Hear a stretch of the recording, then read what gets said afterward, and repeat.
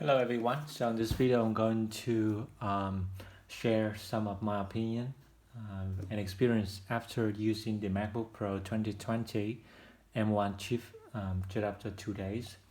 So I bought this like yesterday. The technical specifications is that this MacBook had 8 GB of memory and 212 SSD storage, and it's a 13-inch MacBook Pro, and this is the newest model this year, 2020, with the M1 chip. So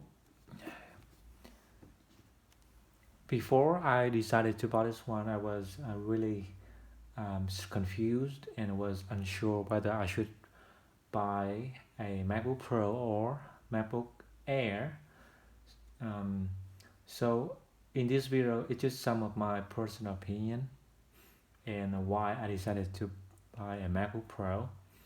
Well, the first thing is that I think whether you decide to choose MacBook Pro or Air, it's just the matter of budget.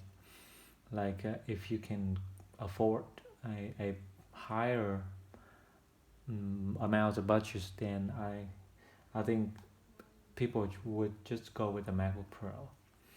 So first, let's have a look at the design of it. So it's pretty similar to previous MacBook Pro, but for me, I think it has a beautiful design. It's very thin and it's very lightweight. I especially like the balance. It's a personal preference. Yeah, I like this to have something like equal. I don't like the MacBook Air that have the thicker in the back and then really thin in the front, but it's personal preference. And regarding the efficiency, I tried to install the Office, and it took just about it took just around 2 minutes. Yeah, and then the MacBook Pro froze and then I have to force quit the application. So what I'm saying is that although the MacBook Pro it had an impressive speed, very fast processing speed. If you look at other video on the YouTube, you will see people was testing the speed of the MacBook Pro, and there's no doubt about it. But I think it's not like it's not without any hiccup. There is, like in my case, when I install Office, and it actually froze for a while, and then I had to force quit the application. But it's successfully installed it. When it froze doesn't mean it couldn't install it. Yeah. So overall, the typing experience and everything else was good. I also like the sounds. The quality of the sounds is very good. It's very good. I'm totally satisfied.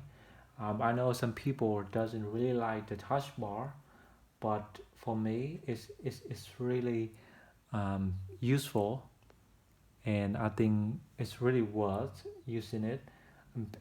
It's not about just increase and decrease volume, but the touch bar really change according to the applications that you open, and I think it's really good, and I personally like it a lot.